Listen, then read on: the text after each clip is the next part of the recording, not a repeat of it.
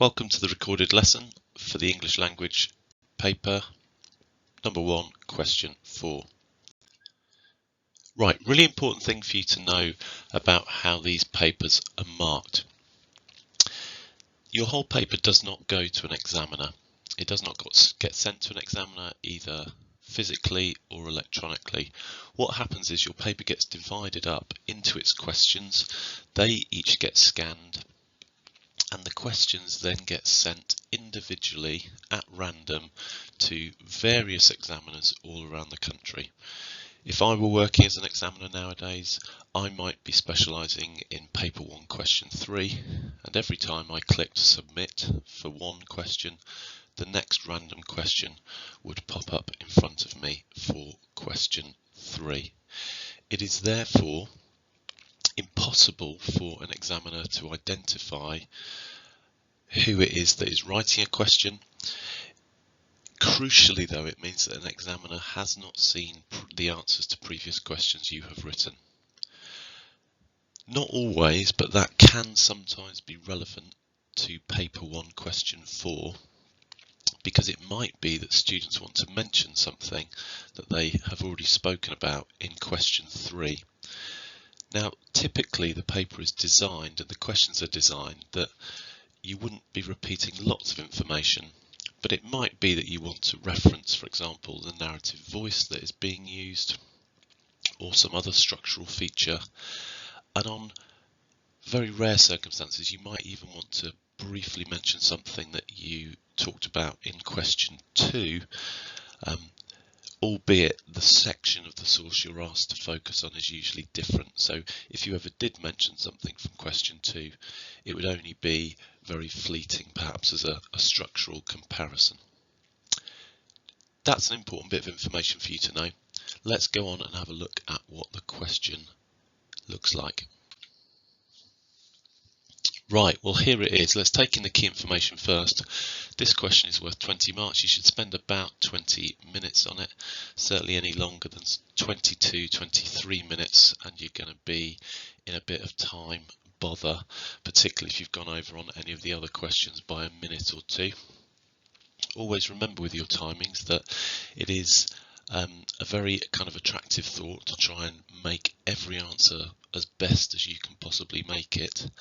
But one of the keys to the exam is making sure you have enough time, at least 40, if not 45 minutes, to tackle question 5.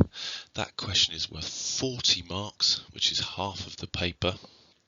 And if you arrive at it too late, if you arrive at it with only 35, 32 minutes left, something like that, you are going to sacrifice a huge number of those 40 marks. It might be that you've turned your question 2 from a 5 to a 6. Well done, that's great. But if the cost of doing that is that you've lost 4 minutes for question 5, well, you're probably going to lose 3 or 4 marks on question 5 as a result. So these questions, as well as learning to do them right, you also have to practice doing them to time. And in the exam, you have to be super disciplined to make sure you move on when you are supposed to move on. No one is going to get 100% on every question. The paper is really difficult. It's designed to be difficult. But the students that go on to get grade 9s are the ones that manage their time and resources effectively. And they might well leave an answer earlier in the paper knowing that it's not quite where they want it to be, but they know that they are going to be sacrificing marks later on if they don't move to the next question on time. So 20 minutes, and try and stick to that, please. The second thing to note here is the line reference from line 19 to the end, and obviously on the next slide the first thing we'll do is we'll box out that bit of the extract so we make sure we are working from the right part of the source. So let's have a look at the full question. Focus this part of your answer on the second part of the source from line 19 to the end.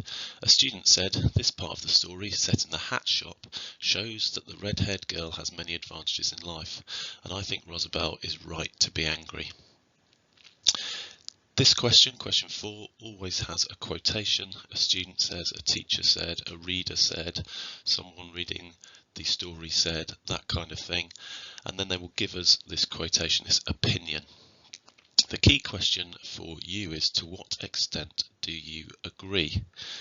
And it says that in your response you should talk about the impressions of the red-haired girl, evaluate how the writer conveys Rosabelle's reactions to the red-haired girl, and support your response with references to the text.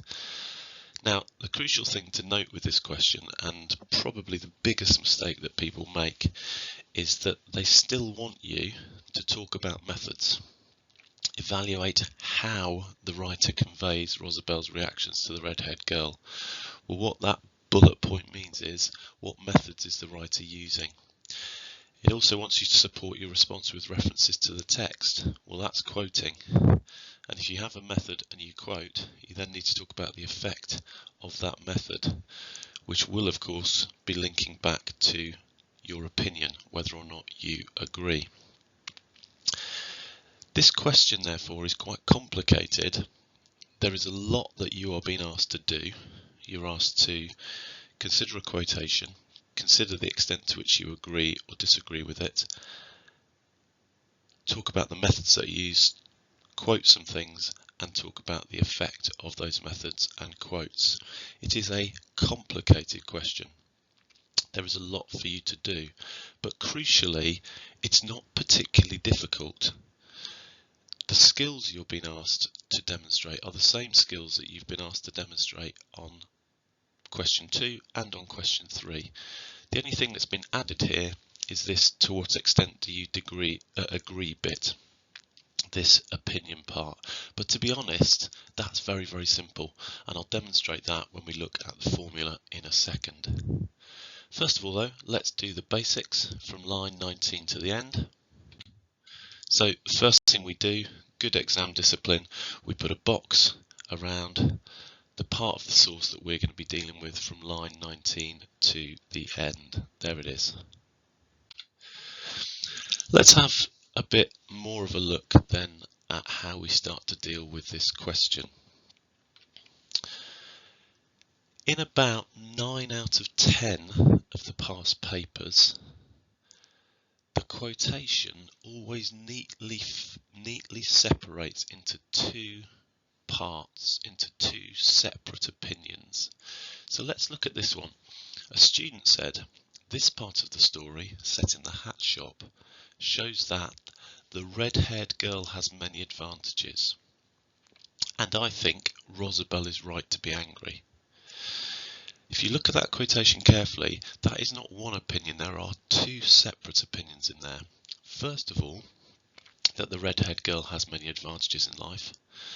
The second opinion, that Rosabelle is right to be angry. Now there is occasionally a quotation which doesn't neatly split into two, but they're pretty rare. And if they don't split into two, there's just one opinion where you just deal with that one opinion. What we're going to do then in this recorded lesson is we're going to look at this style of question where it breaks down into two. So how do you get full marks for this question? Well, the first thing that you should do is you should go through the source, go through the piece of writing, and try and find places where either of those opinions are demonstrated. So remember, we've got our two opinions. The red-haired girl has many advantages. Rosabelle is right to be angry. So you read the part of the source looking for bits that shows that the red-haired girl has many advantages and that Rosabelle is right to be angry. Identify those bits where that is demonstrated or not demonstrated, where there's information that goes against that. These are what we would call hotspots. These are the crucial parts of the source that you need to focus on. So you underline them, you highlight them, you draw a circle around them. The next thing to do is to think about what methods are being used. Is it a metaphor? Is it a simile? Often though in this question there'll be more basic methods. There'll be things like adverbs, adjectives and that kind of thing. You then think about the effect of those methods. How does that adverb or that adjective create the meaning that the red-haired girl has many advantages, for example? Or how does it go against the idea that Rosabelle should be angry? Once you've done these annotations, you're then in a really good position to be able to say, well, look, do I agree with the statement or not? And crucially, you'll probably mostly agree with part of it, but we'll probably mostly agree with both parts of it, to be honest. But there might be certain things that you don't quite agree with, and I'll show you how you deal with that in a second. That's the important thing though, these hot spots, and there's a little icon for you to help you remember in this question what it is that you are going to go searching for. Let's do the searching for hotspots together. I'm going to read through this extract as if I were doing the exam myself, and I'm going to pick out the interesting bits, the hotspots that I would want to comment on. So let's just remind ourselves we've got two things to think about. The redhead girl has many advantages, and that Rosabelle is right to be angry with her. Let's begin on line 19. But there had been one other, a girl with beautiful red hair. So the adjective beautiful, this is one of the advantages that the redhead girl has, is that she is beautiful. She's got red hair and white skin and eyes the colour of that green ribbon shot with gold they'd got from Paris last week. What we have here are some repeating colour adjectives. So we've got red, white, green, gold. And we've got also similarly the colour of green ribbon that's shot from Paris last week. And there's all these suggestions of luxury in here as well. Rosabelle had seen her carriage at the door, so we've got a carriage again. She's arrived by carriage, showing that she has many advantages. A man had come in with her, quite a young man and so well dressed, and her partner is a bit of a dish, isn't he? A young man and so well dressed. What is it exactly that I want, Harry? She'd said as Rosabelle took the pins out of her hat, untied her veil and gave her a hand mirror. You must have a black hat, he had answered. A black hat with a feather that goes right around it and then round your neck and ties in a bow under your chin, and a decent sized feather. Now, this might just be somebody being sort of very generous and saying, oh, you must have whatever you want. There is, though, something interesting in here. Harry is acting in a way that is, to be honest, a little bit controlling. I'm telling her exactly the kind of hat that she needs to wear. And he states that you must have a black hat. We've got a modal auxiliary verb there, must. And that imperative, you must have a black hat. Now for me, there's a little bit of information there that suggests that Rosabelle isn't really right to be angry at Harry.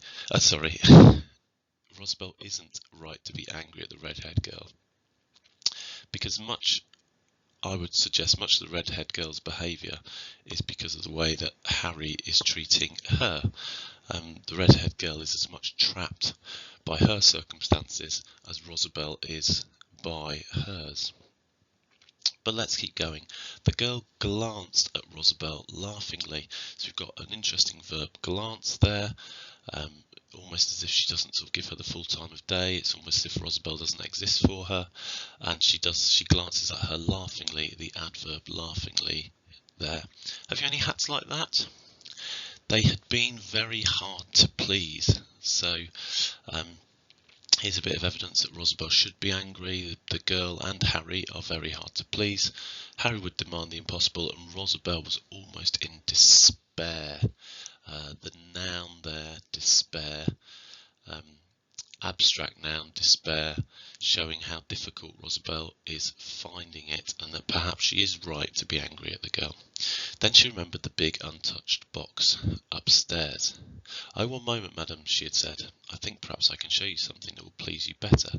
She had run up breathlessly, the adverb breathlessly. Again, Rosabelle might be right to be angry because she's trying so hard here, breathlessly. Cut the cords, scattered the tissue paper, and yes, there was the very hat, rather large, soft, with a great cold feather and a black velvet rose, nothing else. They had been charmed. Well, a bit of information there that perhaps Rosabelle isn't right to be angry. They'd been charmed, they'd been very pleasant when they got the hat that they want. The girl had put it on and then handed it to Rosabelle. "Let me see how it looks on you," she said. We've got this imperative sentence mood here. Let me see how it looks on you. And, very, what's the word? In not a particularly caring way. That's not a very good way of phrasing it. I'm so sorry, my words escape me. It's insensitive, that's what I'm looking for. It quite insensitively basically plops the hat on Rosabelle's head, or at least thrusts it at her and says that she must put it on. Almost as if to say, look at the luxury that you can't have. Now, whether that's intentional by the girl or not, we don't know, but perhaps that's evidence that Rosabelle has a right to be angry at her. "Oh, Harry, isn't it adorable?" the girl cried. "I must have that." This shows perhaps that she has many advantages. Again, "I must have that." We've got the imperative sense here with that modal auxiliary verb, must. She smiled again at Rosabelle. "It suits you beautifully." Unfortunately, Rosabelle, it's not a hat that you are going to be able to wear. It suits you beautifully, but I'm going to take it and wear it myself. A sudden, ridiculous feeling of anger had seized Rosabelle. Now, interestingly, our third-person narrator here calls Rosabelle's feeling of anger ridiculous, which might be something you'd want to use in your answer. A ridiculous feeling, so ridiculous there is an adjective. She longed to throw the lovely perishable thing in the girl's face and bent over the hat, flushing. "It's exquisitely finished off inside, madam," she said. The girl swept out to her carriage and left Harry to pay and bring the box with him. Lovely verb there, swept. Again, that suggestive of the girl's advantages in life. "I shall go home and put it on before I come out to lunch with you," Rosabelle heard her say. Again, more evidence there of the advantages the red-haired girl has. She's living this lovely life, isn't she, where she arrives by carriage at a hat shop, buys a wonderful hat that she's been very demanding about the type of hat she wants, and then as soon as the hat is bought, she sweeps back home to go and get herself dolled up to go out for a nice lovely lunch. Very different from the life of Rosabelle, who has to stand on a rainy corner in London and choose between buying a rubbish bunch of violets or having a meal. So there we have it, folks. That's what would have gone through my head, identifying those hotspots, those parts of the source where you're being given some sort of evidence as to whether or not the parts of the quotation are things to be agreed with or not agreed with. You're identifying what methods have been using. Mostly, as you will have seen, there were things like adjectives and adverbs in this case. Sometimes you might get something a bit more complex, some similes, metaphors, but generally they're pretty simple in this question. And then we were thinking about the effects of those methods. Right, let's go on then to think about the formula. How do you actually go about writing your answer to this question? Well, paragraph 1 is a very simple paragraph. All you write is a simple sentence saying whether you agree or disagree. The best answers, those people who are going to probably get kind of 14, 15 out of 20 or better, will typically have some more nuance to them. By nuance, I mean they'll be a little bit more complicated. They'll use words like mostly, partly, although, and however. Whilst I mostly agree that the girl has many advantages, I slightly disagree, or it is clear that the girl has many advantages.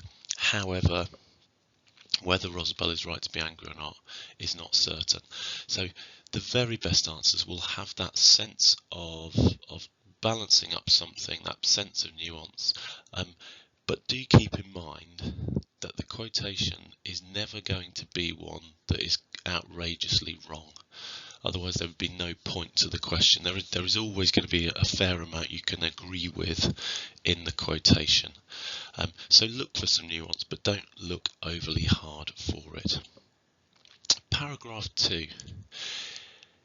In terms of structuring your question, you're only going to deal with opinion 1. So the first thing we're going to deal with is whether the redhead girl has many advantages. We're going to ignore whether Rosabelle is right to be angry with her or not. Start it with a simple sentence which tells the examiner that it's opinion 1 you're talking about in this paragraph and nothing else.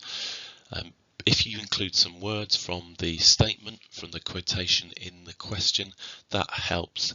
So here's how we might start. It is clear that the redhead girl has many advantages.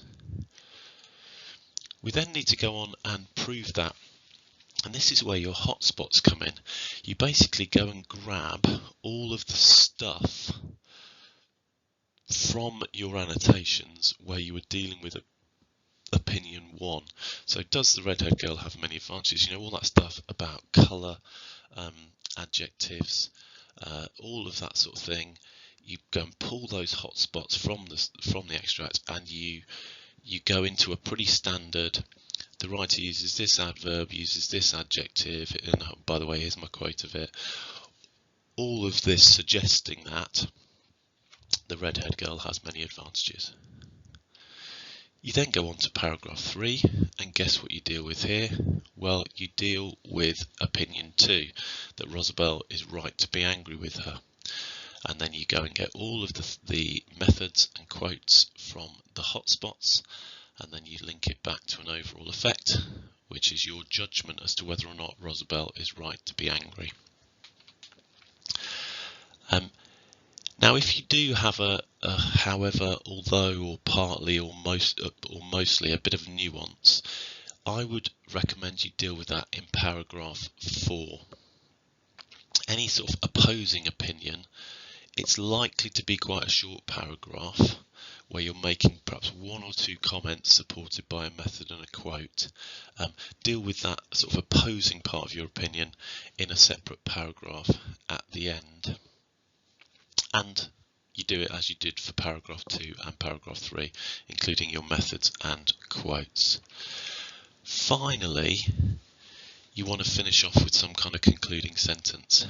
Now, in the language paper, we don't typically do conclusions. If you do the answer well enough, you don't have to do a conclusion. But it's worth rounding this question off if you get a chance to.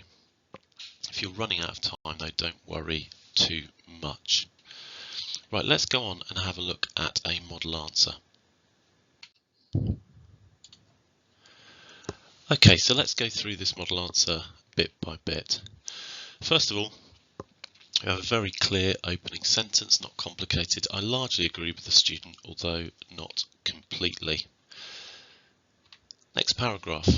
We're going to deal here with the first part of the opinion, so whether or not the redhead girl has any advantages. So it's clear that the redhead girl has many advantages, so this is something we're not going to disagree with, and I think it would be hard to.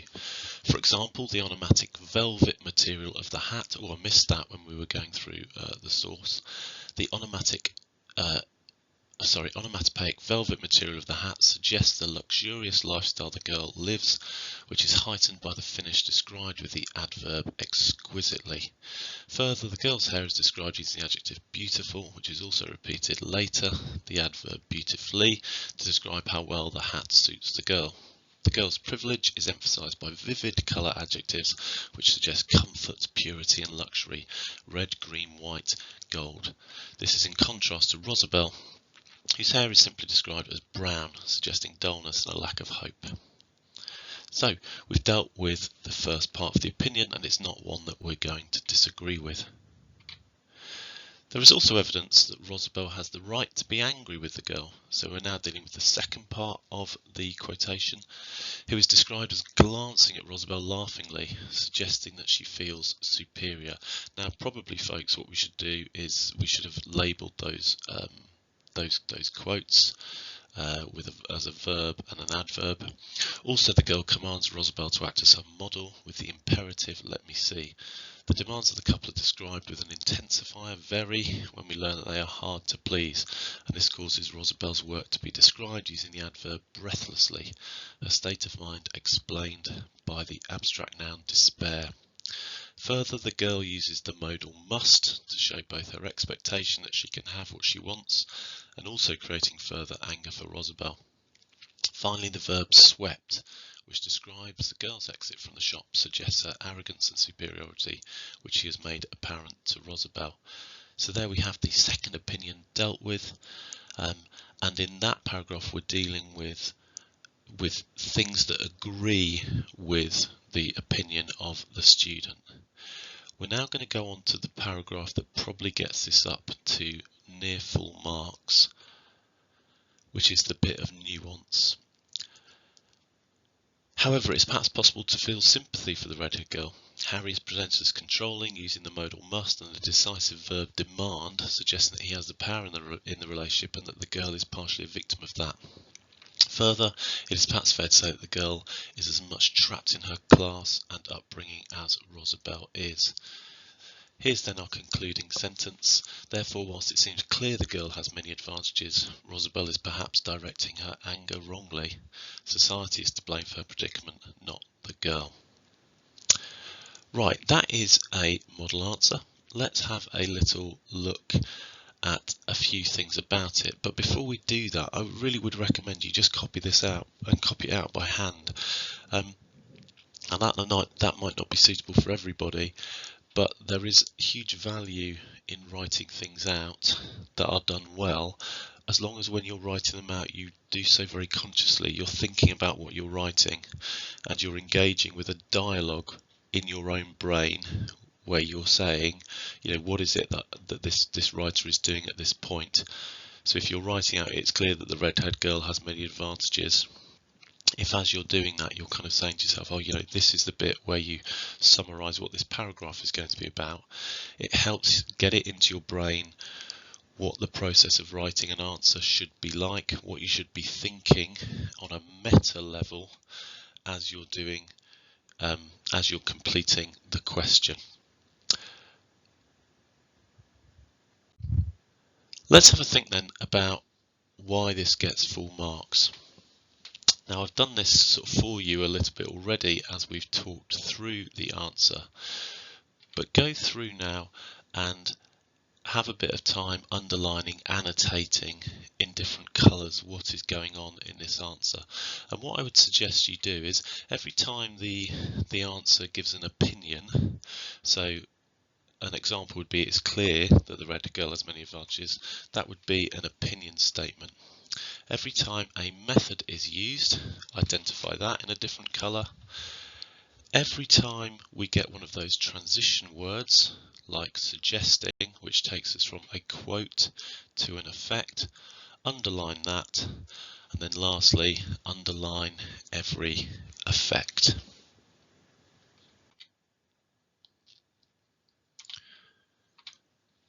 I'm not going to go through the answer again because we have already done that. But hopefully you've picked out there all of those key elements in this model answer. And also hopefully you're looking at this answer thinking that this is something you could do in 20 minutes. It's not any more difficult than any of the earlier questions. It's just you've got a few different things to be dealing with. But if you learn the formula and if you follow the formula, then the formula takes care of that complexity for you, and then all you have to focus on is finding those hot spots and inserting them in the right bit in the formula. That's it for paper 1, question